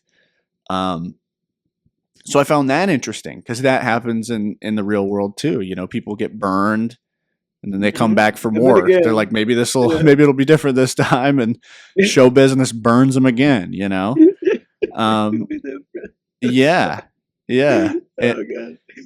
Yeah, Yeah. because they just get sucked in those promises of fame and money, and and then the corporations just kind of often reap the rewards.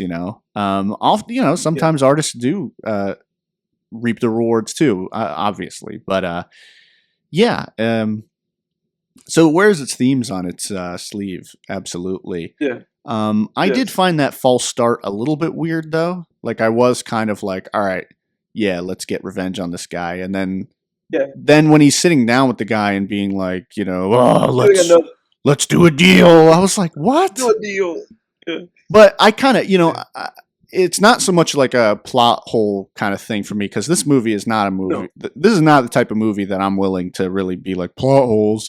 Like this No, is a no, this is not weird one of fever dream. this is not one of those. It's hard to really even extrapolate one of those out of this because this movie just kind of exists. Exactly, it's a It fever just dream. exists, Yeah, and you have to just accept it.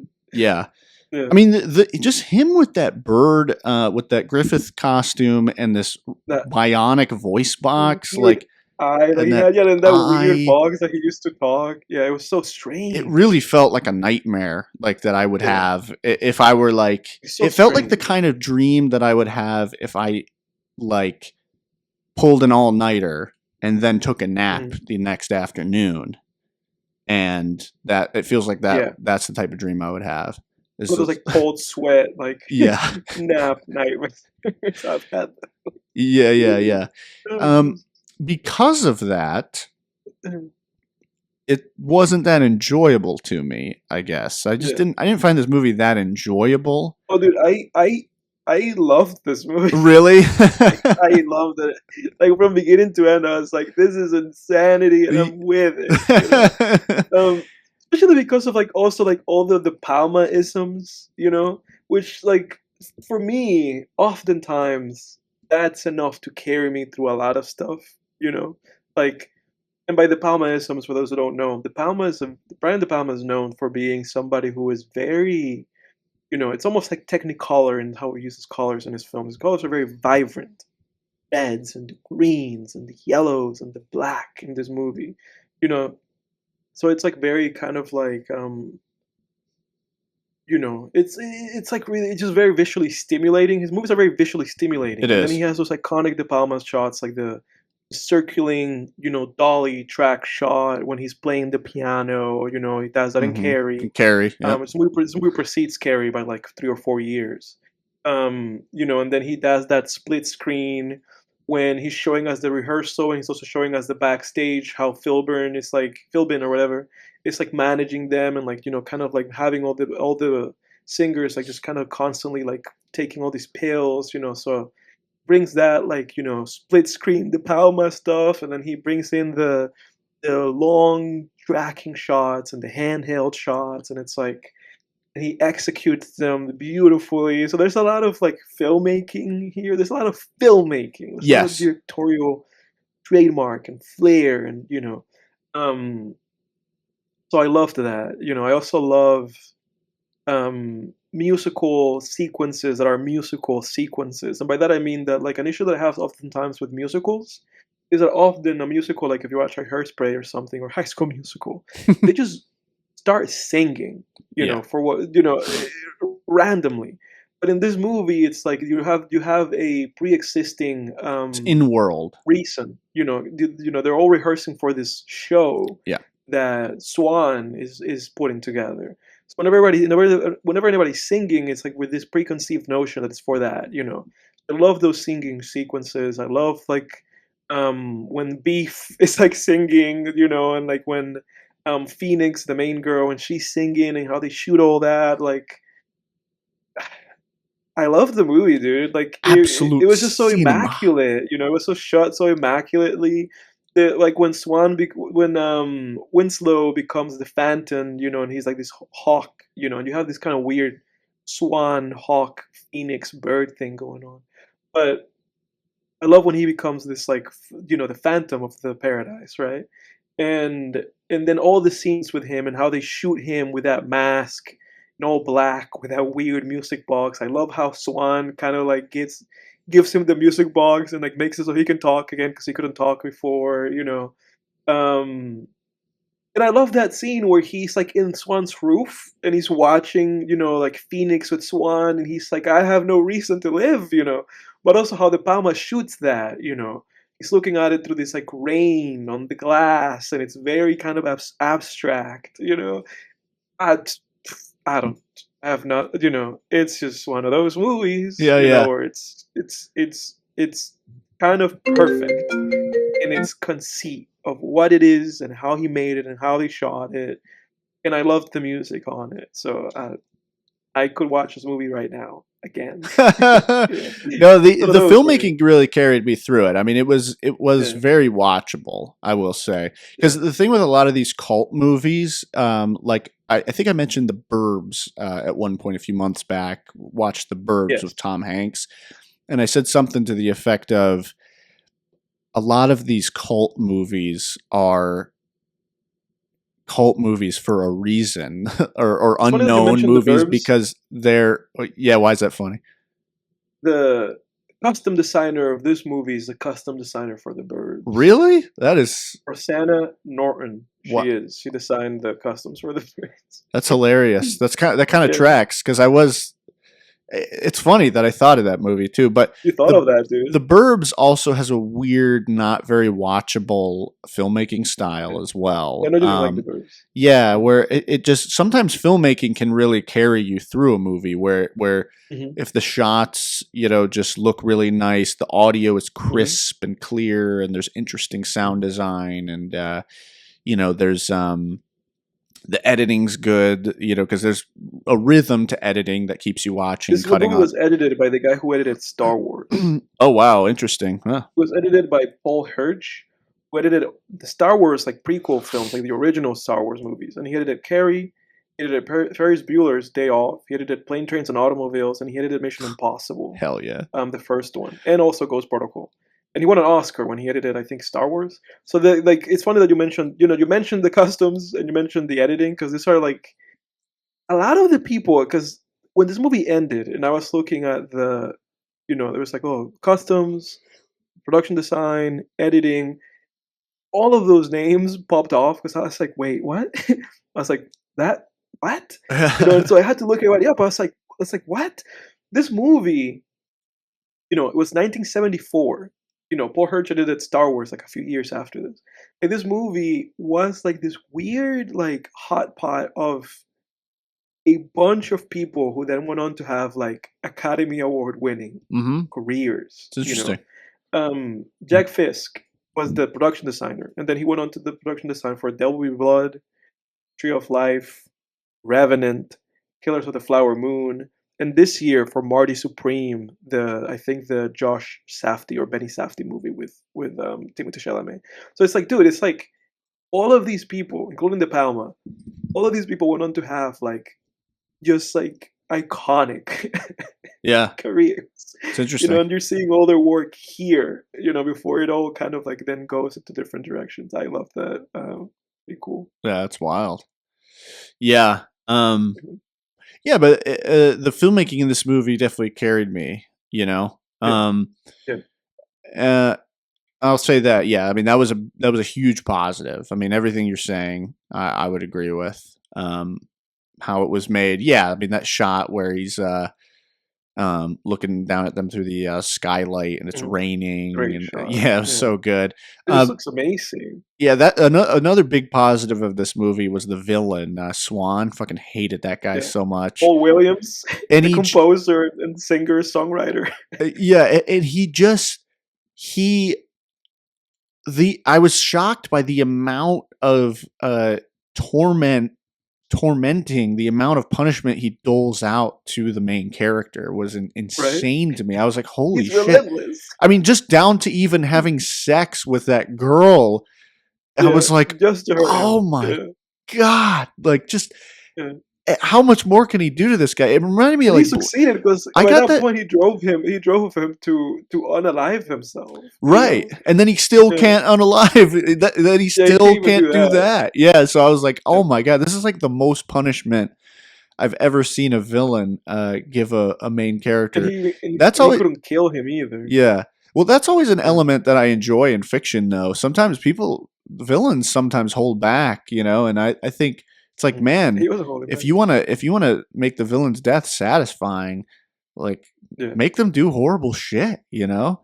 yeah. Like I always think of People that hate to see them. in Blood Simple. I kind of had that a similar experience where Mhm, the guy in Blood Simple, like he has sex with that dude's wife, then mhm. beats him up, then buries him alive. Uh-huh. And I was just like, Yeah. I remember watching that Right, movie, like like, that SpongeBob holy episode. shit. How much are you Yeah, gonna do to this guy? Like, it's just yeah, like shocking. But then as the movie goes on, I'm like, oh fuck yeah, yeah. get that guy. Like Yeah, get that I'm guy. rooting for Yeah, the private yeah, investigator hitman dude. I'm like, get him. But yeah. yeah, so that was an aspect of this movie I like. I can't point out really um particular negatives other than I think the movie just wasn't really my bag. I don't really Yeah, I like get that. musicals. Yeah, no, and I knew that. Like, I remember because when I texted you and I was like, "Let's watch this," I was like, I knew that you would be excited because like, oh, horror in the Palma. Yeah, But I yeah. was like, oh, this is a musical. That's tough. Because I don't like musicals like that. I don't like musicals either. I mean, like, I do like some. So I think I have more mileage with this kind of genre than maybe you would. Mhm. So maybe that carried me a little bit further.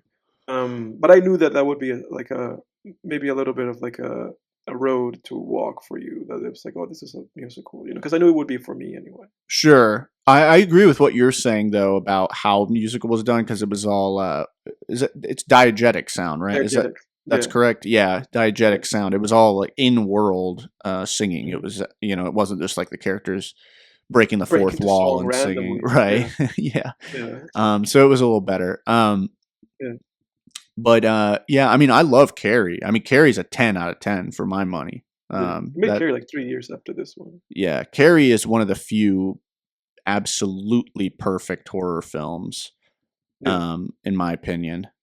Like Yes, I agree. similar to like The Exorcist, where it's like there's really not much you could say in terms of negatives about this. Like it's a very Yes. serious, great horror film. Because even Yeah. some of the other greats like Nightmare on Elm Street, you could pick at those. You could pick at a lot of them. Pick, but Yes. but but you can't with I don't think you can with Carrie or No, The Carrie is a perfect movie. yeah. Yeah. But yeah, so yeah, it just didn't do too much for me. It was really weird and feverish, Yeah, which I get isn't that. necessarily a bad thing for me, but just in this case, it was yeah, it just didn't do it for me too much. But I will say I Yeah. did really like the revenge aspect of the movie. And I think his performance as Griffith was really good too. I enjoyed watching Yeah. him and just hearing that voice and everything Yes. Yeah, yeah, was it was cool. cool, man. It was a cool, like really iconic, like um Alien, like I really dog him. Yeah. Also, I to this day when I think about Carrie, I always take credit, or because I feel like I brought that movie to everybody's attention. Because I remember that I watched Carrie and I was like incredible, and I rated it on Letterboxd like a 9, Uh huh. and then everybody else was like, "Hey man, I actually rated Carrie like a really high rating," and I was like, "Well, yeah, have you seen that? Have you not seen that movie lately?" And then everybody watched it, and then everybody was just putting 10 out of 10s on Oh yeah. Letterboxd. Yeah. And it's so funny because right now I was like, "Am I lying to myself?" I went on Letterboxd right now. I looked at everybody that I follow and their timeline of when they rated that movie. Langston, if you're listening, I hope you do because actually also we're watching this movie because of Langston. Because Langston commented like a year ago on Film Tangents and he asked that we watch this movie. Oh okay. He wanted us to watch Tenet, wanted us to watch this, wanted us to watch Beau is Afraid, which we probably will in Halloween during the spooky season. Lang, that might be my next pick. Spoilers. Um, so it's like I'm doing all this for you. We watched Phantom of the Paradise for you. We're making the audience happy. Anybody listening, if you want us to watch a movie, just put it down. We'll get to it eventually. It might take a year, but we'll get to it. Um, Lang wanted us to watch this. I just looked at Lang's activity on Letterboxd, and he rated Carrie initially a 6 out of 10, Wow. and then after I had rated Carrie, he rated it a 10. So Wow. I was a trendsetter with Carrie, dude. I was onto something. I was like, Carrie's the shit, guys. Um, but no, I think this movie's the shit too, dude. I think this movie rocks. Thanks, Lang, for putting this on the forefront of my to watch list, even if it took me a year. Yeah. Thanks for the recommendation, Langston. Appreciate it, man. Yeah. Yeah. No, I mean, I still somewhat enjoyed the movie though, and I would say I would put it above average. I mean, it's like you Yeah. said, it's so well made. It's so well made. It's so well made. It can be one of those things where it could be a little bit of like style over substance kind Hmm. of thing. Yeah. But I dig it, dude. Like I dig it so much that I'm just like, fuck all that. Yeah. Yeah. Yeah. you know? Yeah. Uh, And the substance is yeah. definitely there though It's there. with the themes Yeah. of show business and all that, Yeah. and But obviously revenge too. I loved Swan, like you said, like as a villain, he is like so vindictive and so like just like twisting the knife, little guy. I know. And he's a little guy, and I love that we don't see him for like the first like 15 minutes, and then we just see him come out of the smoke, and you're thinking like, what is this guy gonna be? You Right. know, because at first, and I love this another De Palma ism. We see through his POV. That's how we first get introduced to him. His minion Filburn is like talking to him. Talking into the camera, but it's is Swan's POV, and I love De Palma's POV shots in every movie that he makes. I adore him. People should do more POV shots, because we also have that POV shot of Winslow when he's going into the Paradise Theater. And you have that heavy breathing, just like. Yeah. And Yeah. everybody's just like getting out of his way, and you just see him like just kind of like go to the tap and go into the customs, and grab that helmet. That was so cool. Um, but again, Philbin, we don't really see him for like the first 15 minutes, and you just see people talking to him. And when you see them talking to him, they're looking up. Like in that scene, the camera is looking down because we see the stage on the background, and then Philbin is in the foreground. He's talking to us, and that's also when we see what's his face Winslow get on the piano during the rehearsal break for those 20 minutes. it's like playing on the piano, and that's when Swan's like, that's the music that I need, to now bring, music forward or whatever, Hmm. to open the paradise. So we see him talking up to Swan, so we don't really get how small he's. A really short guy. Like Paul Williams is a short guy. Yeah. The actor that plays him. Like how tall? I have to look this up. Like how tall is Paul Williams? Let me see. Height. He's 5'2", so he's a very short. Oh Like he's a very wow. short guy. Yeah. Um, but we get hinted at this, because Winslow is trying to find Swan because he's like, hey, they took my music and I'm trying to meet him. And when he goes into the office, like when he goes into the building that Swan owns, like Death Records or whatever, if you notice this, the doors are very like low to the ground, so Winslow has to like crouch down Oh, to go okay. through the door I do remember that. because Yeah. Yeah. because I guess Swan's such like an egomaniac. He made everything just his height. It has to accommodate me. I have to feel like I'm close to the ceiling because this is my building, this is my house. When he goes into his house, the door frames are also very low. He It reminded Malkovich me of that being place, being Joe dude. Malkovich. I was Yeah, just one of the yeah, reasons why. yeah, yeah. That's what I. So it's He I had a lot Malkovich of that fun with place, this dude. movie. Yeah, no, they had a lot of fun with that movie because it feels like De Palma just had a lot of fun writing it, and everybody had a lot of fun kind of like designing everything. They even made a That's what I joke was out of gonna how say. The set design yeah, is incredible. I love the set amazing. design. Yeah, Like he's got yeah. that hidden door, the hidden passageways too, with like the mirror That he goes opening and into the with the mirror. Yeah, I candelabras loved on the all that. wall, and I love Yeah, yeah, the color palette too of just yeah. his whole theater. Yeah, I loved all that. That's why I wanted to shout out, like, the Jack Fisk when did that, and he went on to work with Paul Thomas Anderson and then The Revenant and all those movies. Because it's a lot of talent behind the camera in this film. But yeah, dude, I loved all that. I love that they foreshadow that Swan was a tiny little guy, you know, Yeah, with little boys, yeah. 8 out of 10 for me. I really dug it. I thought it was great. nice. I give it a six. Mhm. I give it a six, Thanks. above average movie. Uh, Yeah. yeah, your mileage may vary, boy. I'll tell Yeah, you, exactly, but exactly. yeah, Yeah, no, like be cautious, listener. I know that I have a lot of excitement and Jake's being very kind to this movie. But you might watch this movie and be like, "This shit's ass." So go into it with at your own risk. It was weird Okay. Well, this For De episode, Palma too, because it's like I mean, this is the right? guy that directed Carrie, which you could see the similarity in filmmaking. Yeah, Carrie's not but too then far off, but then like Scarface, Scarface, Mission Carlito's Impossible. Way, and like I'm Yeah, like, this is the same guy. That's crazy, but it's yeah, cool to have a variety in your it is filmography. cool. Yeah, it is cool. Um, But that being said, everybody, thanks for listening. This was a very, I guess, film-heavy episode. We talked about weapons. Yeah, We talked about 28 Years Later, and we talked about Phantom of the Paradise. That being said, for next week, sir, as we kick off this spooky season, what do you have?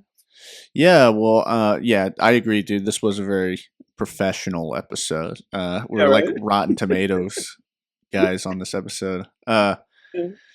No, so yeah, so for next week, what I want to try to do this Halloween season for my picks is kind of bring us through sort of the like main ages of horror. So Oh, that sounds very exciting. yeah, so not quite in That's order though, very because exciting. the I'm gonna jump around a little bit because the one next week isn't like because there's like the old 30s and 40s like Universal Monsters era. Then Mhm. there's the 50s and 60s kind of Vince Vaughn, Vincent Vince Price, Vaughn. Vincent Vaughn era. No, there's the 50s and 60s like Vincent Vaughn or Vincent Price, holy fuck, Yeah. era with you got Vincent Price, you got Peter Cushing, you got guys like Roger Corman doing the Edgar Allan Poe adaptations. There's Hitchcock did a couple horror movies. So there's that era. Then you got like the 70s and 80s era where they amped up the gore. You had the slashers, you had things like Evil Dead, Romero Yes. with Dawn of the Dead and all that. And then you have sort of like the 90s through till the modern era, which you could split those up too. But those are really like the four kind of main eras of horror where Gonna get my into mind walk us goes. through that. Why not? Yeah, so and I'm gonna Yeah. bounce around a little bit because my first pick for which will be for next week is going to be the original one of my top 10 horror films that I named a couple of years ago when Oh, we did our top 10 countdown. It's mythology. going to be the original House on Haunted Hill with Vincent Oh, Price. It's a Vince Vaughn. Yeah, Vincent Vaughn. It's a Vincent Vaughn Yeah. classic. Let me tell you guys, Yeah. it's a Vincent Price classic. It's probably my favorite performance of his. Yeah. Make sure you All right. watch the black and white one. For Whoa. some reason, there's a colorized Yeah. version floating around. I wouldn't. Black and white makes it so much better. The original is in black and white, but for some Okay. reason, I keep seeing year, every couple years when I go to watch this movie, I'll see like a It's a colorized color. version floating around. Yeah. I'm Yeah. like, I don't want to watch Okay. this in color. Well, it's Like good that you imagine said that watching here. Psycho in color. Like, Yeah. no, Oh. Ugh. no, Yeah. No, it's dude. good that you said that because I probably would have watched it. I probably wouldn't have known. So it's good that you said that. You're Right. I'll put welcome. that I in the wanted to comments make too for the sure. audience. Yeah. But that sounds dope. That sounds like a really great time. For me, I'm gonna try to mix in kind of what I did last year, which is like trying to just make us watch like really scary stuff, Yeah. but also with maybe some because with stuff like Phantom of the Paradise, also some off kilter horror stuff. Mm-hmm. And I think part of that, Always Afraid being part of that, sequence of movies, I think kind of fits because I know it's a horror, but I know it's weird. For sure. But I guess we'll get to that when we get to it. Yeah. And Um, between the two of us, I think that'll give the audience a good mix. yeah, right. It'll be a great mix. Everybody, thanks. Don't forget to like. Don't forget to subscribe. Don't forget to support us on our Patreon. I would have any Patreon. Don't support us on Patreon. We don't have one. If you see one that says it's us, it's not us. It's not. Don't do that. If we have one, we'll tell you. We don't have one. Just like and subscribe and leave a comment. Tell us movies you want us to watch. Tell us your opinions on Weapons. 28 years later, Phantom of the Paradise. Just talk to us. I know that there's been a lot of stuff going on with YouTube. I watched a Red Letter Media video about it. There's a lot of stuff going on with YouTube right now where they messed something up. Like YouTube messed something up in the algorithm, and is making it so like everybody's YouTube views across the board are like down. Oh, I know really? that we don't get a lot of views normally, but I noticed that our views are also down. So I feel like maybe also we're being impacted by that. So I don't know. Maybe put on your little bell notification if you don't want to miss film tangents. And catch us next week for House on Haunted Hill. Yep. Happy spooky season, guys. It's here. It's time. It's here. You know, It's here. the It's time. marketing tells us to start in mid-September. I've been doing it for years now, but that's neither here nor there. Happy spooky Yeah. season, everybody. We're looking forward to celebrating with all of you. Thanks for listening. See ya next time on Film Tangents. We're out.